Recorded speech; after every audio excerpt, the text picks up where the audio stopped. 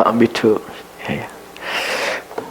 오늘 우리 교시 하나님 말씀 보도록 합시다. 오늘 우리가 함께 살펴볼 하나님 말씀은 열왕기 하 20장 12절부터 21절 말씀입니다. 열왕기 하입니다. 열왕기 하.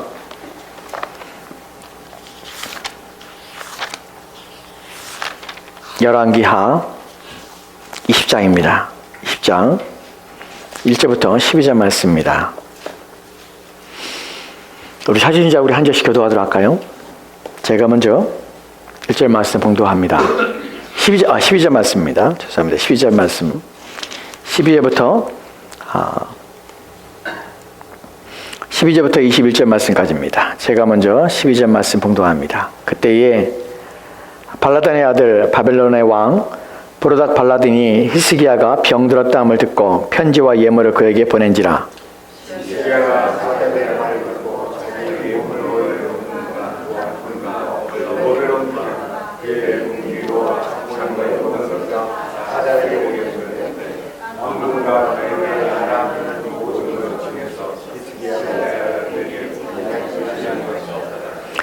선지자 이사야가 히스기야 왕에게 나와 그에게 이르되 이 사람들이 무슨 말을 하였으며 어디서부터 왕에게 나왔나이까? 히스기야 이르되 먼 지방 바벨론에서 왔나이다 하니.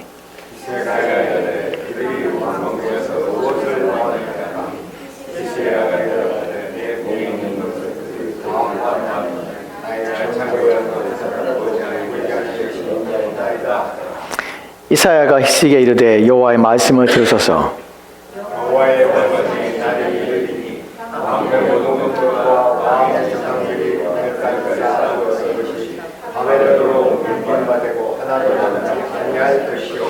또 왕의 몸에서 날 아들 중에서 사로잡혀 바벨론 왕궁의 환관이 되리라 하셨나이다 하니.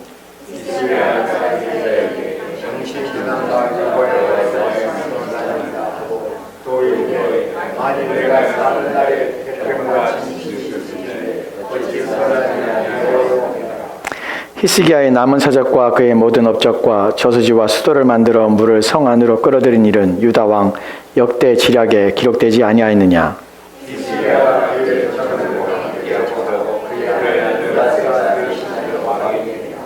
아멘. 아멘. 우리 주신 말씀을 잠깐 기도할까요? 하나님, 오늘 이 저녁에 우리와 함께 하시고 이곳에서 우리의 부르짖는 기도를 들으시며 이곳에서 우리의 마음을 감찰하시고 이곳에서 우리에게 우리의 귀의 음성을 들려주시고 우리의 심령을 깨우쳐서 하나님을 믿게 하시며 올 한해 우리가 살아가야 될 올 한해 우리가 붙들으며 우리가 주의해야 될 주의 말씀을 우리 심령에 부어 주시옵소서.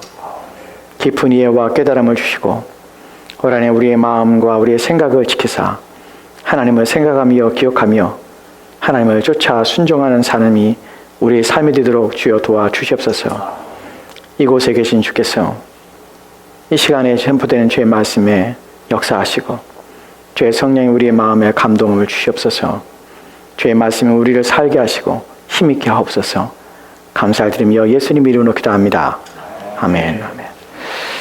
오늘 우리는 히스기야에 대해 살펴보려고 합니다. 히스기야의 노년에 되어졌던 일들에 대해 살펴보려고 하는데 오늘 읽으면서 여러분들이 어떤 내용이 좀 아실 거예요. 근데 저는 오늘 본문 말씀에서 다른 부분을 좀 생각해 보려고 합니다. 오늘 본문에서 우리가 살펴보려고 하는 것은 이것이에요. 때로는 우리 가운데 어떤 인과관계 속에서 우리가 벌어지는 당연하고 마땅한 일들, 그래서 그것에 숨어있는 의도와 의미들에 대하여 우리는 개의치 않고 또한 관심 없을 때조차도 우리 인생에서 우연히 되어지거나 또는 필연히 만나게 되는 어떤 일들 사회에서도 신자에게 있어서 모든 것들은 의미 없는 만남과 의미 없는 시간과 또한 의미 없는 사건은 없다는 사실을 여러분이 기억하시면 좋겠습니다. 이 말씀은 우리 가운데 올 한해 살면서 우리 마음에 매사에 우리 가운데 벌어지며 매사에 우리 가운데 일어난 일들 속에 감춰진 의미 또한 뜻하며 의미하고 있는 것들이 무엇인가를 생각하게 합니다. 그래서 우리가 매사에 닥친 일들 가운데서 주의하고 주목하며 또한 우리 스스로의 매 발걸음마다 우리의 마음속에 무엇인가를 깨달으며 깨우치며 또한 그래서 고민하게 하고 그래서 다시 한번 우리의 마음을 되잡고 또한 우리의 생각을 새롭게 하는 기회로 삼으시기를 바랍니다. 오늘 이 말씀의 의미는 그래요. 이것을 생각하자는 것이에요. 오늘 우리가 살펴본 이 열왕기하 20장 12절부터 21절 말씀에 히스기야에 대한 내용이 나오는데 12절 말씀에는 이렇게 시작합니다. 12절입니다. 같이 읽을까요? 시작. 그때 발라단의 아들 바벨론의 왕 브로닥 발라단이 히스기야가 병들었다함을 듣고 편지와 예물을 그에게 보낸지라. 아멘. 브로닥 발라단이 있습니다. 바벨론 왕이지요. 왕이 사신을 보냈습니다. 누구에게? 히스기야에게 보냈어요. 근데 본문에서 보면 그때라는 표현을 씁니다. 그리고 히스기야가 병들었다함을 듣고 편지와 예물을 보냈다고 그래요.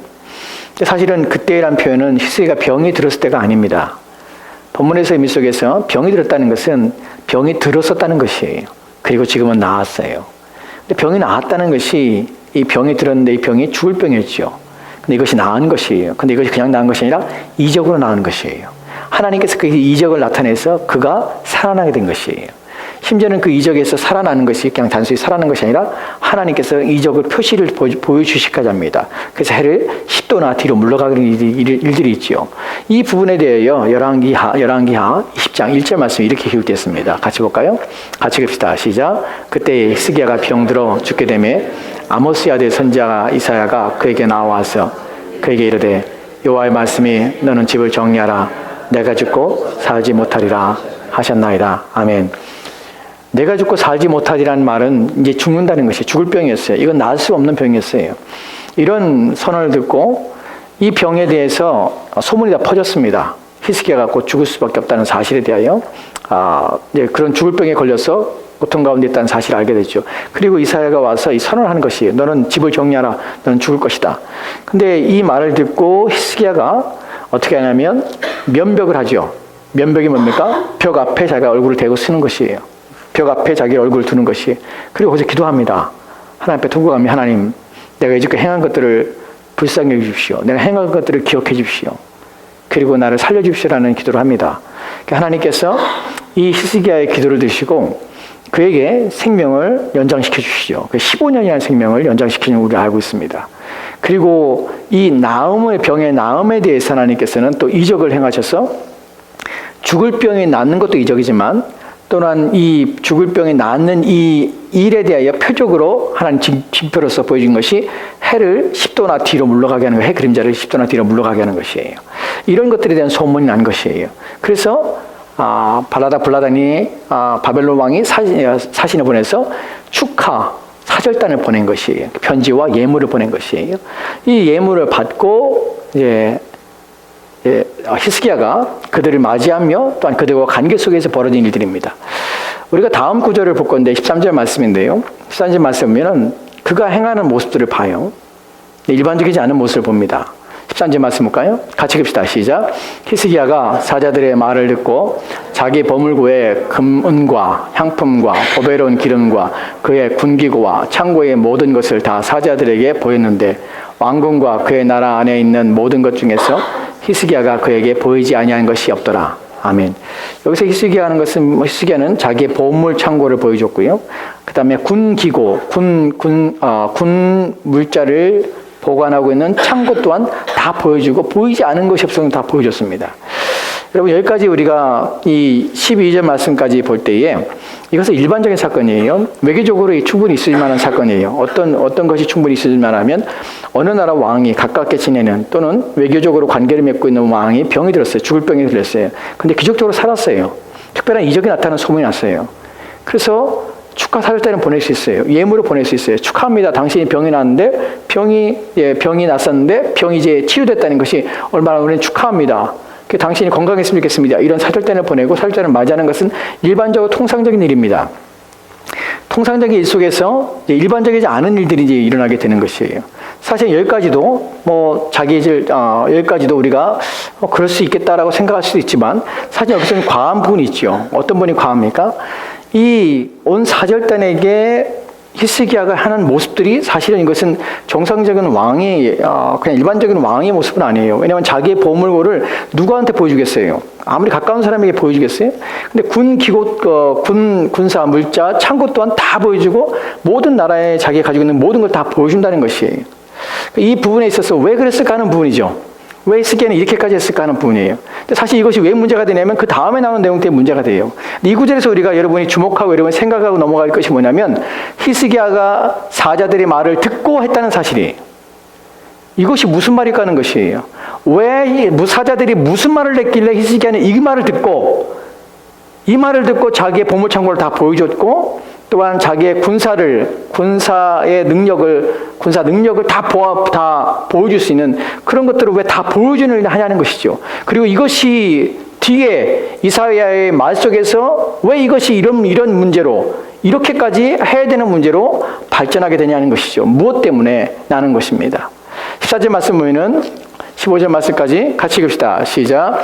선지자 이사야가 히스기야 왕에게 나와 그에게 이르되 이 사람들이 무슨 말을 하였으며 어디서부터 왕에게 나왔나이까? 히스기야가 이르되 먼 지방 바벨론에서 나왔나이다 하니 이사야가 이르되 그들이 왕궁에서 무엇을 보았나이까 하니 히스기야가 대답하되 내 궁에 있는 것을 그들이 다 보았나으니 나의 창고에서 하나도 보이지 아니한 것이 없나이다 하더라.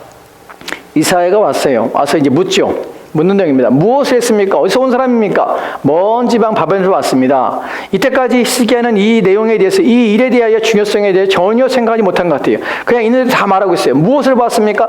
내가 가지고 있는 모든 창고의 모든 것을 다 봤습니다. 라고 말하는 것이 있는 대로 다 지금 히스기야는 지금 말하고 있고 이사야는 그것을 묻고 있어요. 왜 묻고 있고 왜 이렇게 이사야가 마치 추궁하듯이 히스기야에게 이렇게 말하는 것이죠. 여기에 대하여 16절 말씀과 17절 말씀에 이렇게 이사야가 말하는 것을 보게 됩니다. 같이 읽을까요? 시작. 이사야가 히스기야에게 이르되 여호와의 말씀을 들으소서. 여호와의 말씀이 날이 이르리니 왕국의 모든 것과 왕의 조상들이 오늘까지 쌓아두었던 것이 바벨론으로 옮긴 바 되고 하나도 남지 아니할 것이요 또 왕의 몸에서 날 아들 중에서 사로잡혀 바벨론 왕궁의 환관이 되리라 하셨나이다 하니 아멘. 갑자기 청천벽력과 같은 말을 하죠. 여러분 왜 그럴까요? 이사야는 왜 이 말할까요? 히스기야가 말하고 나서 이사야가 왕이여 여호와의 말씀을 들었어도 하면서 하는 말이 저주입니다. 왕궁의 모든 것과 왕의 조상들이 오늘까지 쌓아뒀던 것이 바벨론으로 다 옮긴 바 될 것입니다. 다 뺏길 것입니다. 하나도 남기지 않을 것입니다. 심지어는 당신의 몸에서 나온 자손들은 환관이 될 것입니다. 다 끌려갈 것입니다. 무엇 때문에? 지금 우리가 소고파에 올라갈 때 13절에서 히스기야가 사신들의 말을 듣고 자기의 보물창고를 다 보여줬어요. 또한 보물창고를 보여준 것만 아니라 또한 군사력을 다 보여줬어요. 숨기지 않고.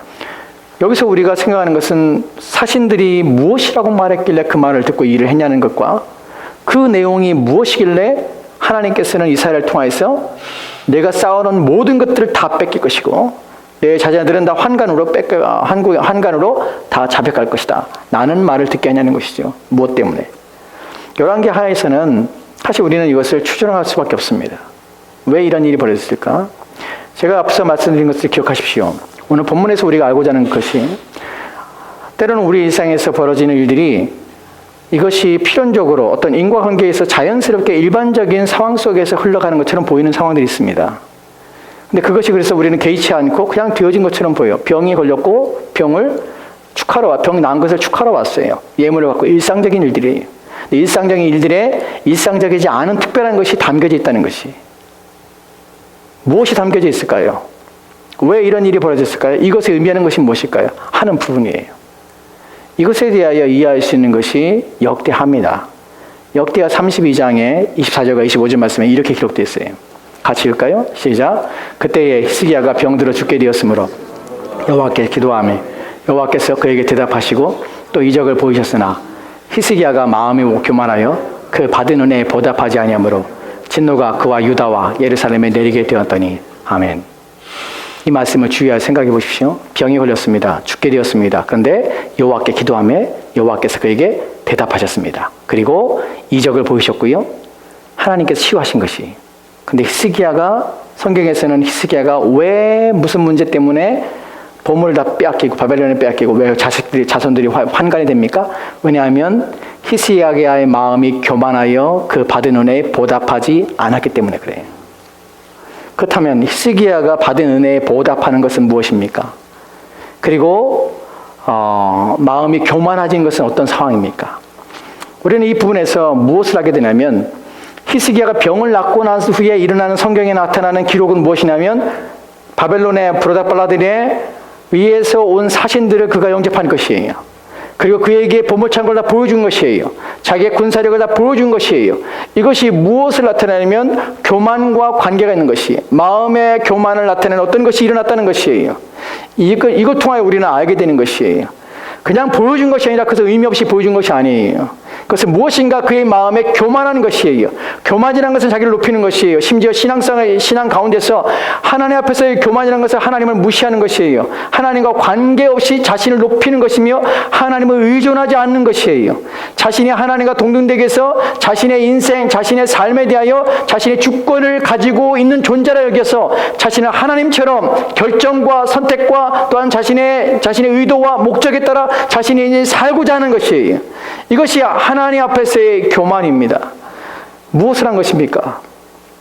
성경에 기록되지 않았지만 당시에 있어서 아수르가 가장 강대국이었습니다. 바벨론은 신흥국으로 점점점 강성해지려고 이제 초기 일어나서 조그만 부족국가에서 연합을 하면서 힘을 키우고 있었어요. 근데 히스기야도 힘을 키우고 막강한 힘을 가지고 있었습니다. 아수르가 남유다를 침공해서 남유다를 무너뜨려 했지만 하나님에서 실패했습니다. 그리고 아수르는 큰 제국이었는데 점점점 쇠퇴하고 있어요. 그때에 바벨론의 브로다발라딘이 사신을 보냅니다. 병을 고친 것에 대하여 축하 사절단을 보내는 목적이지만 그 안에는 동맹의 의미가 담겨져 있어요. 히스기야의 마음속에는 왜 자기의 보물창고와 왜 군사력을 과시하고 군사력을 다 보여주냐면 그들의 사신들이 말을 했기 때문에 그래요. 무슨 말을요? 이들을 아수르의 연합 제국주의에 맞서서 우리가 동맹하며 함께하자는 의도와 또한 그래서 우리가 연합하자는 의미를 이제 우리는 하나가 되어서 형제국가가 되어서 이제 함께 아수르를 치는 그런 일들을 함께하자는 동맹을 맺는 의지를 또한 그 내용들을 함께 논의하는 것이.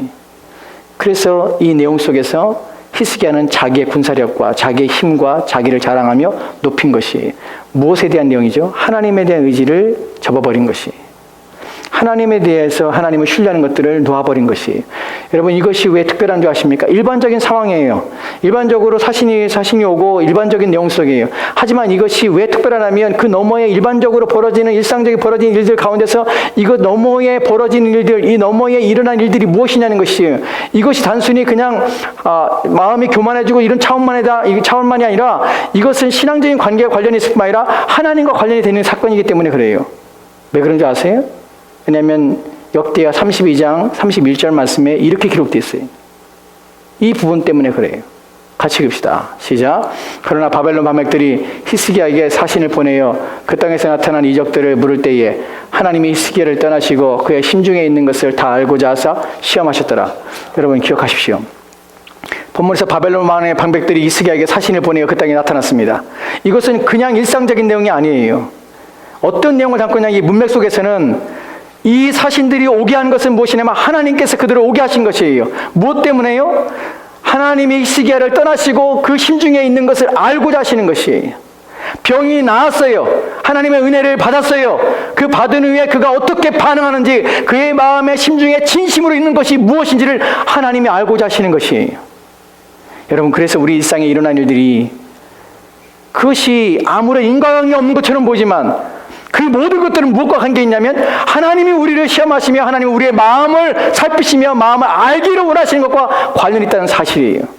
그래서 우리는 매사의 모든 일에 대하여 우리의 마음에 하나님 앞에 진실한가를 따져보고 생각하며 살아야 하는 것이에요. 헛된 것이 없습니다. 무엇을 하나님께서 우리의 마음을 시험할지 우리는 모릅니다. 왜 하나님이 우리의 마음을 살피십니까? 왜냐하면 하나님은 우리의 마음의 중심을 보시기를 원하시며 감찰하신 분이기 때문에 그래요. 여러분 우리가 좋은 일이 일어나고 우리 가운데 복을 때 우리는 누구나 다 하나님을 사랑한다 합니다. 하나님 위하며 산다 합니다. 히스기야에게 하나님께서 은혜를 주시고 그가 죽을 병에 걸렸을 때 하나님 치유해 주시고 15년이라는 생명의 연장에 있을 때 히스기야 하나님 앞에 감사했습니다. 그건 정말 중심에 뭐가 있느냐? 너 중심에 내가 나를 정말 사랑하는가? 아니면 그 받은 은혜 때문에 내가 사랑하는가? 하는 것도 하나님께서 보시기 원하시는 것이 그 사신을 보내신 것이 히스기야의 눈에는 일상적인 일이에요. 하나님이 보이지 않아요. 그것은 자연적으로 외교 사절단이 온 것이에요. 그래서 그냥 대한 것이에요. 근데 정말 하나님께서 그 마음속에 하나님께서 떠나시고 정말 네 마음에 뭐가 있는지 하나님께서 보실 때에 희석에는 실패한 것이에요. 그의 마음에 하나님의 은혜를 보답하지 않은 것이, 하나님을 생각하지 않은 것이.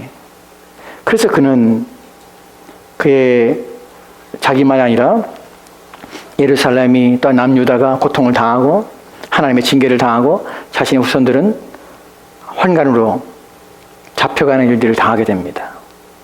우리는 기억해야 합니다. 올 한해 2020년 한 해 동안 우리가 살면서 일상적으로 벌어진 일들은 단순히 일상적인 일이 아니에요. 그곳에서 우리가 말하는 것들, 우리가 행하는 것들, 우리의 마음, 우리의 생각에 의중을 품고 우리의 생각 속에 무엇인가를 생각하고 하는 것들은 다 하나님이 보시는 것이에요. 우리는 올 한해 살면서 우리의 마음 속에 모든 일 속에서 우리 하나님 앞에 진심을 다하여서 하나님을 사랑하도록 애를 써야 돼요. 우리의 마음 속에는 거짓 없는 것들을, 어떤 거짓된 것이나 불의한 것이나 악한 것들에 대하여 우리의 마음에 품기를, 우리 생각에 두기를 우리는 주의해야 돼요. 왜냐하면 다 모든 걸 살펴보시는 하나님이기 때문에 그렇습니다. 하나님께서 우리 가운데 우리가 어떠한 마음을 갖고 있는지 하나님께서 떠나실 때에 무엇이 남아있을까 하는 것을 여러분 스스로 생각해 보셔야 돼요. 하나님이 나를 내버렸을 때 나는 정말 하나님을 어떻게 생각하고 있는가, 하나님에 대해 어떤 마음을 품고 있는가 하는 것들을 생각해 보셔야 합니다. 왜냐하면 시편 7편 9절에 보면 이렇게 기록되어 있습니다. 같이 볼까요? 같이 읽겠습니다. 시작. 악인의 악을 끊고 의인을 세우소서. 의로우신 하나님이 사람의 마음과 양심을 감찰하시나이다. 다윗이십니다. 다윗이 말하는 것이 하나님은 사람의 마음과 양심을 감찰하십니다. 그래서 어떻게 해요? 자기의 마음을 하나님께 두는 것이에요. 그 마음이 변하지 않도록 하는 것이에요. 하나님께서 우리의 마음을 안다면 여러분 마음에 무엇을 두어야 될지를 날마다 주의하며 조심하며 살아야 합니다.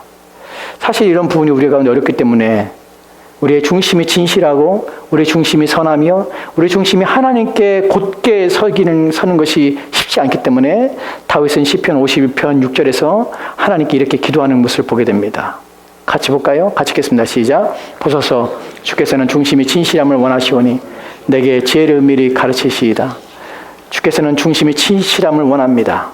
다윗은 이것을 알았습니다. 그런데 문제는 무엇입니까? 내 마음이 항상 진실하지 않다는 것이에요. 내 마음이 항상 하나님을 사랑하며 항상 변하지 않고 신실하게 하나님을 위해서 하나님 은혜에 보답하며 사는 마음을 가지고 살지 못한다는 것이에요. 이것이 우리가 가지고 있는 연약함입니다. 다윗이 뭐라고 합니까? 하나님은 마음의 중심의 진실함을 원하시는데 나는 그렇지 못합니다. 그래서 어떻게 해요? 나를 지혜로 가르치소서. 본문에서 가르치는데 은밀히 가르치라는 표현을 쓰죠. 한글성에서 은밀이라는 것이 아주 아무도 없는 가운데, 세밀한 가운데 둘만 있을 때 가르친다는 의미로 좀 은밀히 가르치는 방식으로서 표현됐지만 원문의 의미는 방법이 아니에요. 본문에서 은밀이라는 것은 어둠 가운데 있는 방이라는 의미예요. 무슨 말입니까? 내 마음이 어둠 가운데 있는 방처럼 어둡기 때문에 하나님 그런 마음의 어두운 가운데 있는 내 마음에 하나님의 지혜로 내 마음을 가리켜서 내 마음이 하나님 앞에 중심이 진실하게 하나님 도와달라는 기도예요. 다윗은 자신이 누군지 압니다. 하나님이 중심을 원하신 하나님인데 그렇지 못한 자신이 알아서 내게 지혜를 주셔서 내 어두운 내 마음이 내 중심이 하나님께 진실하게 달라고 구하는 것이에요. 우리가 하나의 시편을 더 볼 텐데 이 시편은 우리를 부끄럽게 할 뿐만 아니라 힘들고 어려울 때 우리가 잘 될 때만 아니라 우리가 이런 비참함 가운데에서 불구하고 어떻게 그들은 하나님 앞에 서고 있는지 어떻게 하나님을 대하고 있는지를 우리 가운데 보여주는 우리 가운데 교훈을 주는 시편이 있습니다. 시편 44편이에요. 17절과 18절 말씀에는 고라자손이 하나님 앞에 구하며 기도하는 내용입니다.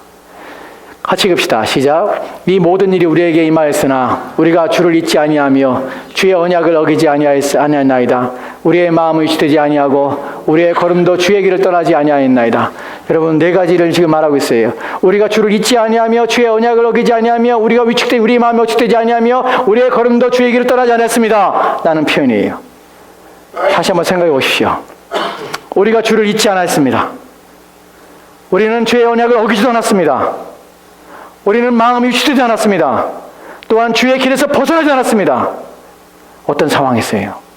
이 모든 일이 우리에게 임하는데, 여기서 말하는 이 모든 일이라는 것은 앞에 있는 내용들인데, 이들은 대적들에게 지금 고통을 당하고 있습니다. 핍박을 당하고 있는 상태예요. 마치 죽임을 당하는 양처럼 취급을 받고 있습니다. 수치와 모욕을 당하고 있고요. 멸시를 당하고 있고, 아무도 보호하지 못하는 것처럼.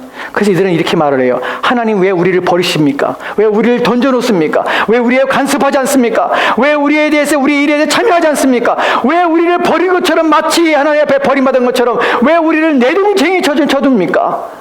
왜 우리의 대적들이 우리에게 이런 수치와 모욕을 주는데 왜 하나님은 잠잠하십니까? 나는 불평과 원망하면서 하나님 앞에 기도하고 있습니다. 그런데 불구하고 이렇게 말합니다. 이 모든 일에도 우리는, 이 모든 일이 우리 가운데 임했는데 불구하고 우리는 결코 하나님에 대하여 주를 잃은 적이 없습니다. 우리는 결코 하나님의 언약을 어긴 적도 없습니다. 우리는 결코 우리의 마음이 유치되지 않았습니다. 하나님의 길에서 떠나지도 않았습니다. 이렇게 말을 합니다. 왜 그런지 아십니까? 왜 그렇게 하는지 아십니까? 왜 그럼에 불구하고 이렇게 하지 아십니까? 20절과 21절 말씀 때문에 그래요. 이들은 이것을 확신하였습니다. 같이 읽을까요? 시작. 우리가 우리 하나님의 이름을 잊어버렸거나 우리 손을 이방 신에게 향하여 폈다면 하나님이 이를 알지 아니하시리까? 무릇 주는 마음의 비밀을 아시나이다. 만약 내가 이런 상황에 있어 조금이라도 하나님 외에 다른 것들에 대하여 내 마음이 흔들렸다면, 내가 하나님의 이름을 잊어버렸거나 이방 신에게 향하여 내가 손을 폈다면, 내가 그들에게 구웠다면 하나님께서 다 알지 않겠습니까? 하나님은 우리의 마음의 비밀을 다 아시는데 알지 않겠습니까? 우리는 그렇게 못합니다. 우리의 마음을 아시는데 내가 어찌 하나님 앞에서 그렇게 삽니까? 우리는 절대로 그렇게 못합니다. 이것이 고라 자손이 하나님 앞에 기도하며 하나님의 은혜 앞에 섰던 모습입니다. 여러분, 히스기야는 하나님의 그의 마음을 시험하기 위해서 그의 중심이 무엇인지를 알기 위해서 때 실패하였습니다. 여러분, 여러분에게 주의 말씀을 읽을 때에, 오늘 올 한해 주의 말씀을 살펴보며 올 한해 살 때에 매사의 모든 일들은 일상의 일들이 아무런 의미 없처럼 우리가 다가오는 것처럼 보이지만 그 모든 일 속에는 하나님이 우리의 마음을 감찰하시고 보신다는 사실을 기억하십시오. 우리 마음에 무엇을 둬야 될까? 내 마음의 중심을 원하신 하나님 앞에 내 마음을 어찌해야 될까? 여러분 마음에 깊이 생각하고 주의하여 하나님 앞에 진실하고 하나님 앞에 거룩하며 순전하며 여러분 마음에 깨끗하여 하나님만 중심에 모시고 사는 저와 여러분이 되었으면 좋겠습니다. 여러분, 소록도는 나병 환자들이 거하는 곳입니다. 거기에는 전문 나병 환자 병원이 있습니다. 그 병원에 가서 그 나병 환자들과 예배를 드린 적이 있는데, 그때 그분들이 자신들은 소록도를 소록도라 부르지 않습니다. 전남 공흥에 있는 소록도를 소록도라 부르지 않고 찌라도라 부른다 합니다. 왜 찌라도입니까? 찌라도라는 이름이 특별한 이름을 가지고 있는 것처럼 보여서 왜 찌라도입니까? 라고 물었더니, 왜 찌라도냐면 우리는 비록 나병이 들었을지라도 이 나병 때문에 우리의 살이, 우리의 몸의 일부가 떨어져 나가더라도, 그로 말미암아 우리는 가족들과 헤어져 살 수밖에 없을지라도, 사람 앞에 버림받을지라도, 그래서 이 섬에 갇혀 우리의 인생을, 우리의 삶이 이곳에 썩어서 이곳에 죽는다 할지라도 우리는 하나님을 위하여 하나님을 사랑하며 사는 것을 포기할 수 없습니다. 그럴지라도 우리는 하나님의 자녀이고 하나님을 섬기며 하나님 믿고 삽니다. 그렇기 때문에 우리는 이 섬을, 이런 우리가 사는 이 섬을 우리는 찌라도 부릅니다. 여러분, 그렇습니다. 우리 마음에, 우리 중심에 하나님을 두고 사는 것이 어떤 이유 때문에 또 어떤 상황 때문에 이어서는 안 됩니다. 하나님께서 우리의 중심을 보시고 우리의 마음에 진실하게 하나님 앞에 서기를 소망하십니다. 한 구절 더 보고 말씀하시도록 합시다. 시편 97편입니다. 같이 읽겠습니다. 시작. 여호와를 사랑하는 너희여, 악을 미워하라. 그가 그의 성도의 영혼을 보존하사 악인의 손에서 건지시니라. 의인을 위하여 빛을 뿌리고 마음이 정직한 자를 위하여 기름을 기쁨을 뿌리시는도다. 아멘. 여호와를 사랑하는 너희여 악을 미워하라. 왜 하나님의 악을 미워하니까? 하나님께서 그러한 자들에게 악에서 보존하시며 지키십니다. 하나님께서는 의인을 위하여 빛을 뿌리시고 또한 마음이 정직한 을 위하여 기쁨을 뿌리십니다. 우리의 마음이 정직하여 하나님을 바라볼 때에, 우리의 마음이 순전하고 우리의 중심이 하나님께 향할 때 하나님은 우리 가운데 기쁨을 뿌리실 것입니다. 올 한해 저와 여러분이 이런 순전한 마음으로 하나님 앞에 사는, 그래야 어느 때든지 하나님께서 우리를 시험하시려 할 때, 어느 때든지 우리의 마음을 보시고자 하실 때에 주여 내 마음은 한 번도 흔들린 적이 없고 내 마음은 어떤 상황에서도 하나님이 내 마음을 살피신 분이기에 나는 내 마음이 조금도 요동함이 없이 온전히 하나님만을 섬깁니다. 하나님만이 내 마음이 있습니다. 이런 고백을 드릴 수 있는, 그 하나님이 인정할 수 있는 저와 여러분 되었으면 좋겠습니다. 기도합시다.